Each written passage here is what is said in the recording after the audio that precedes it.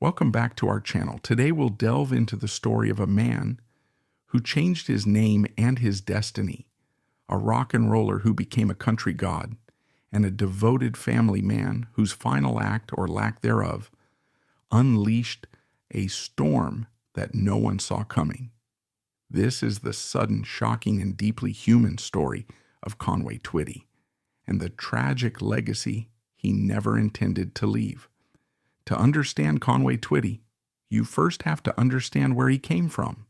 His story doesn't begin in the glittering lights of Nashville, but in the thick, humid air of the Mississippi Delta. He was born Harold Lloyd Jenkins on September 1st, 1933, in Friars Point, Mississippi. This was the heart of the blues, a place where life was hard and music was an escape. From his earliest days, Harold was surrounded by sound. He learned his first guitar chords from his grandfather, a riverboat captain on the Mississippi, and the soulful, gritty sounds of local black bluesmen seeped into his musical DNA.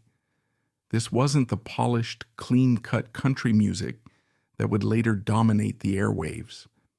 This was music born of struggle and raw emotion. While his father, a stern and hard-working man, hoped Harold would become a preacher, the boy was more interested in the gospel of the guitar. He formed his first band, the Phillips County Ramblers, when he was just 10 years old. But music wasn't his only passion. Young Harold Jenkins had another dream, one that had nothing to do with a microphone. He was a phenomenal baseball player, so good, in fact, that he was offered a contract to play with the Philadelphia Phillies. For a moment, his life stood at a crossroads, a future in professional sports, or a long-shot dream of a music career. The choice was made for him by a force far bigger than his own ambitions, the United States Army. Harold was drafted to serve in the Korean War. His time in the Far East did something unexpected. Stationed in Japan, he formed a band called the Cimarrons, entertaining his fellow soldiers. Away from the pressures of home, away from the choice between a baseball diamond and a dusty stage, he honed his craft. And when he returned to the United States, the rock and roll explosion was in full swing. A new sound was electrifying the nation's youth, a sound pioneered by a fellow Mississippian named Elvis Presley. Harold Jenkins saw his opening. The baseball dream was officially over. But Harold Jenkins wasn't a name that screamed rock and roll star. So, in a move that would define his career, he decided he needed a new identity. The story of how he chose his name has become a piece of music folklore. Looking at a map, he supposedly picked Conway, Arkansas, and Twitty, Texas, and in that moment, Harold Jenkins died, and Conway Twitty was born. It was a name that was unusual, memorable, and just a little bit mysterious, perfect for the man he was about to become. His big break came in 1958, not with a country song, but with a rock and roll anthem that would become a global phenomenon. It's Only Make Believe. The song was a monster hit, soaring to number 1 on the charts in 22 different countries. What set it apart was Conway's voice. That signature throaty growl was already there, but in this song, it was mistaken for Elvis Presley. The confusion was so widespread that many DJs announced it as the new Elvis single. For a while, Conway Twitty was a bona fide rock and roll star, but even as he rode the wave of rock stardom, his heart wasn't fully in it. He was a country boy, and the soulful storytelling of country music was calling him home. His producers and record label were horrified. Why would he abandon a winning formula? Why would he risk alienating a massive fan base to switch genres? It was a gamble that could have ended his career. But Conway was resolute. He famously told his band, "Boys, I love rock and roll, but my heart is in country music." He knew the kind of songs he wanted to sing, songs about real life, about adult relationships, about the complexities of love and loss. It was a move that baffled the industry, but would ultimately prove to be the most brilliant decision of his life. The transition wasn't easy. Many country radio stations initially refused to play his music, viewing him as a rock and roll intruder. But Conway was patient. He released album after album, slowly winning over disc jockeys, and more importantly, the public. He found his niche, not in the honky-tonk anthems of his peers, but in the intimate, often steamy world of the love ballad. Songs like Hello Darlin', released in 1970, became his calling card. It was a simple, direct, and devastatingly emotional song about running into an old flame. It felt real, like a whispered conversation overheard in a quiet diner. But it was his 1973 hit, You've Never Been This Far Before, that truly cemented his persona. With its suggestive lyrics and Conway's smoldering delivery, it was a song that pushed the boundaries of what was acceptable on country radio. Many stations banned it, but the controversy only made it more popular.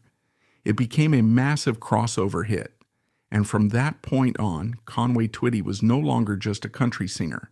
He was the high priest of country music, the voice of adult romance. His female fans were famously devoted. They didn't just scream for him. They listened with an almost religious reverence. He sang about their lives, their desires, and their heartbreaks in a way that no one else did. He respected women, and it showed in his music. While other male artists sang about cheating and leaving, Conway often sang from a place of vulnerability, of wanting to please, of trying to understand the woman in his life. He wasn't afraid to be the one who was lonely, the one who was begging for a second chance. This connection was something he cultivated. He was famously one of the last artists to leave the building after a show, often staying for hours to sign the autographs and talk to every single fan who waited. He understood that these people weren't just buying records, they were investing their emotions in him, and he felt a deep responsibility to honor that trust. Of course, you can't talk about Conway's career without talking about Loretta Lynn.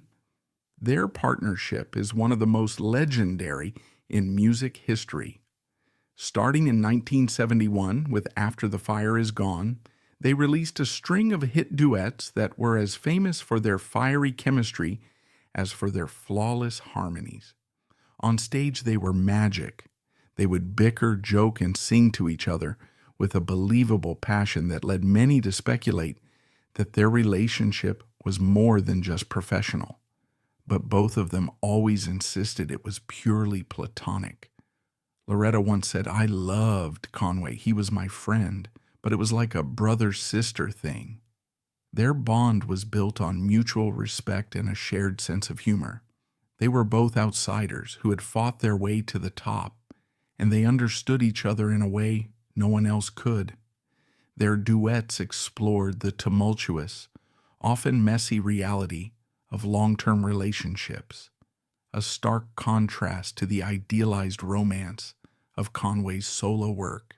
Songs like Louisiana Woman, Mississippi Man were joyous celebrations of their partnership, while tracks like As Soon as I Hang Up the Phone were miniature soap operas, filled with tension and heartbreak. Their friendship was genuine.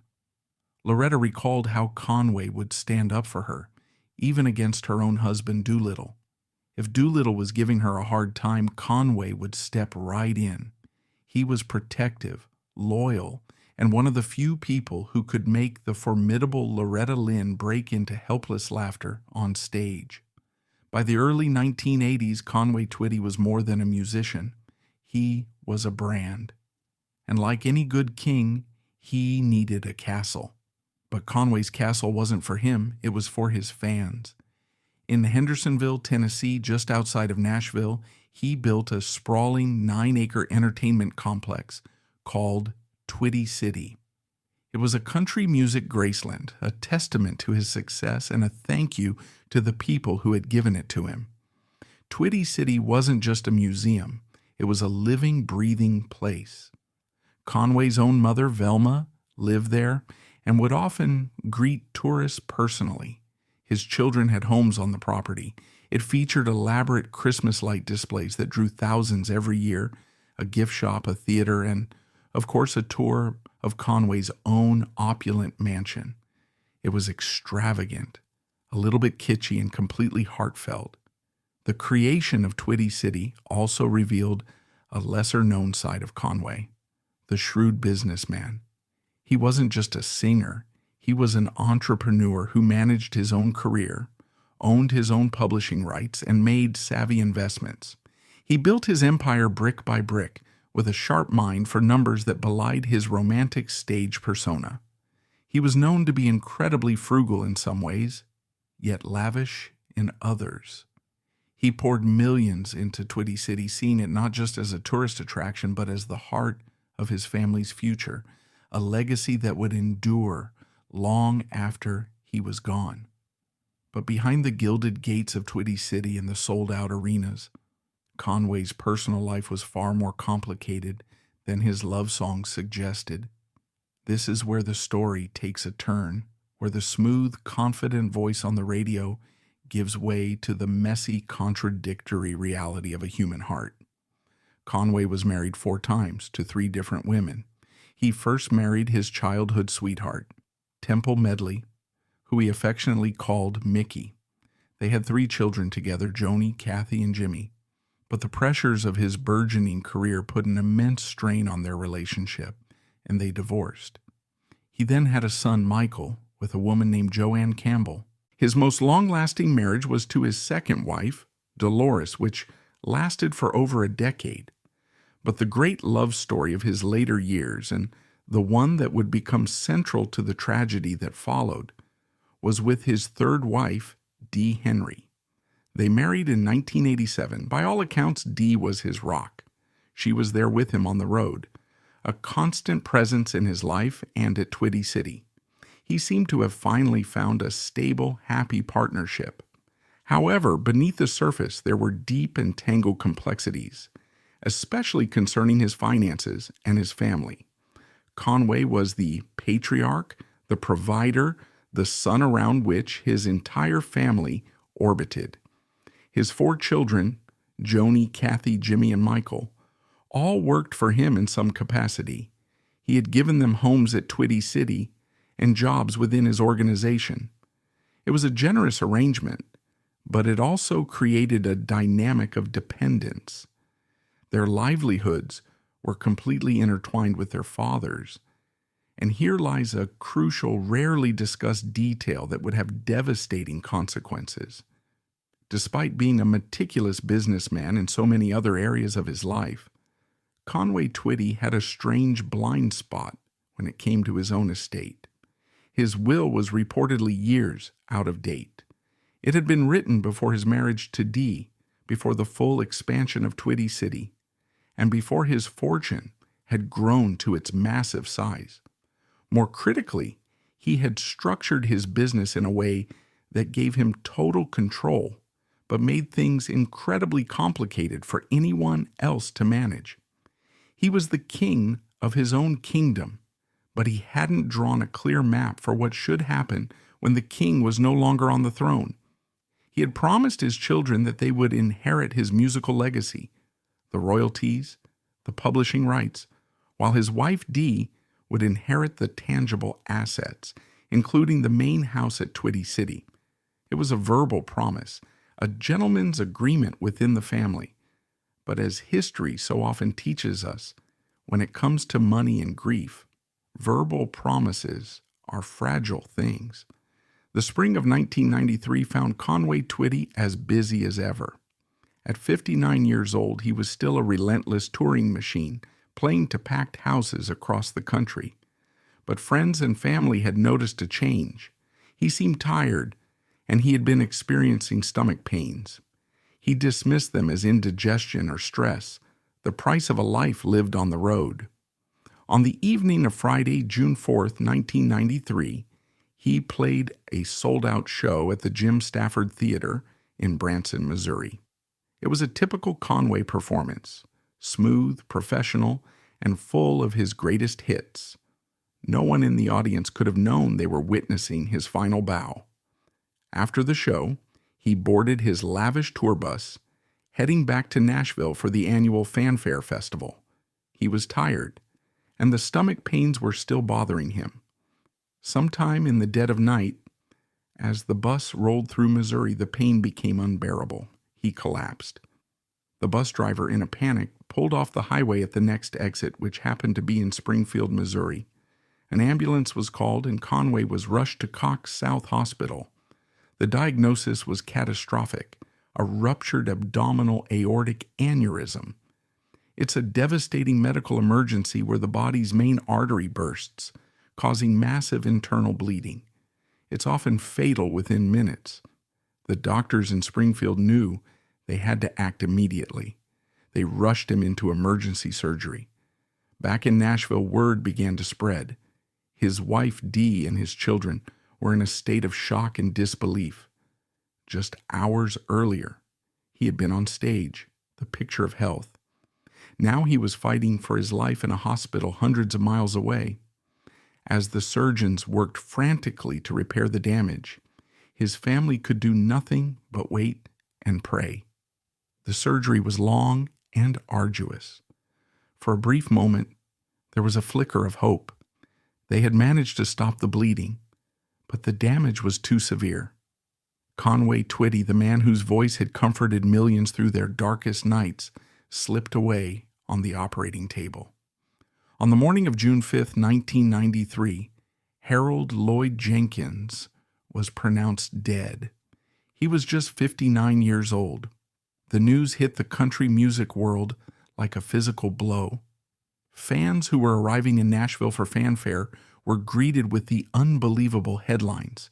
Flags were lowered to half-mast. Radio stations abandoned their playlists and played Conway's music back-to-back as DJs and fans called in, weeping on the air. Loretta Lynn was so devastated she had to be hospitalized for exhaustion. George Jones, another country legend and close friend, wept openly during the interviews. The king was dead, and the silence he left behind was deafening. He had died so suddenly, so unexpectedly, that there was no time for goodbyes.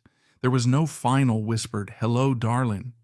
There was only the brutal shock of his absence. But as his family and the world grappled with their grief, a new and terrible chapter was about to begin. The storm that Conway had unknowingly seeded with his outdated will was about to break.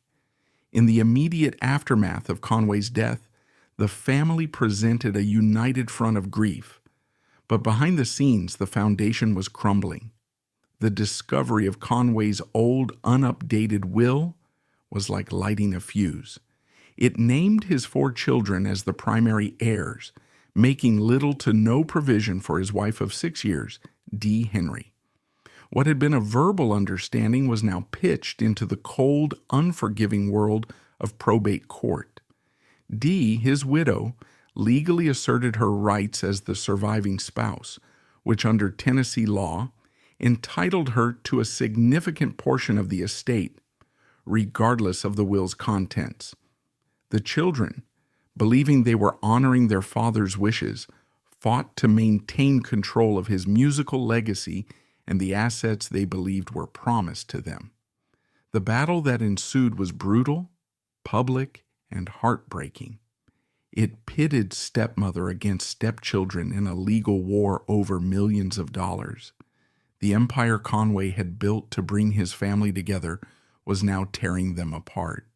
His son Michael became the administrator of the estate, a position that placed him in direct opposition to his siblings' interests at times, as he tried to navigate the legal minefield. The controversies were numerous and complex. There were disputes over everything: royalties, property, even personal belongings. But the crown jewel, the symbol of the entire feud, was Twitty City. The magical kingdom that Conway had built for his fans became a battlefield. Maintaining the property was incredibly expensive, and with the estate's assets frozen by the legal disputes, the money began to run out. One of the most emotionally striking and rarely told stories from this period involves Conway's mother, Velma. She had lived at Twitty City for years, a beloved matriarch who personified the family's connection to the fans. As the legal battles raged and the bills mounted, the family had to make an unthinkable decision. They had to ask their own grandmother to leave her home. It was a moment that symbolized the complete unraveling of Conway's dream. The financial strain was immense. The estate was reportedly deep in debt, a fact that shocked many who assumed Conway's business acumen had left him financially secure. To pay off creditors and legal fees, assets had to be sold. Personal items, musical instruments, and memorabilia were auctioned off, pieces of Conway's life scattered to the highest bidder. For the fans, it was a tragedy playing out in slow motion. The Christmas lights at Twitty City, a beloved annual tradition, were extinguished. The tour stopped. The magical place that had once been a symbol of Conway's love for his audience became a monument to his family's pain. Eventually, the inevitable happened.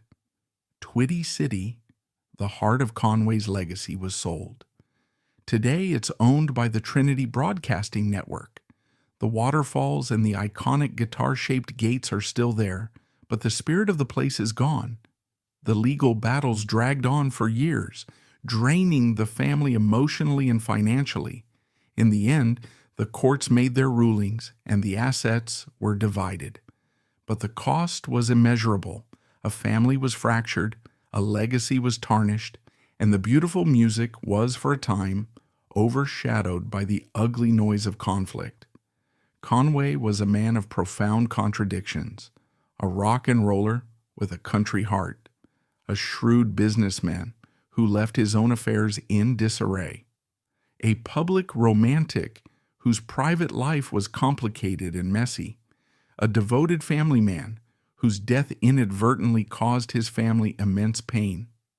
Perhaps the most poignant, little-known fact that captures the essence of his final days is this. In his wallet, at the time of his death, there was a handwritten note. It was a list of ideas for his next album, song titles he wanted to record. Even in his final hours, as he battled an unseen illness, his mind was on the music. His mind was on his fans. He was a creator until the very end. The great irony is that for a man who sang so eloquently about heartache, he left a legacy of it for the people he loved most. He built a city to honor his fans, but his family lost their home. In the end, maybe the most important lesson from the life and death of Conway Twitty is one of fragility. The fragility of life which can be snatched away in an instant on a lonely stretch of highway. The fragility of family, which can be broken by grief and money.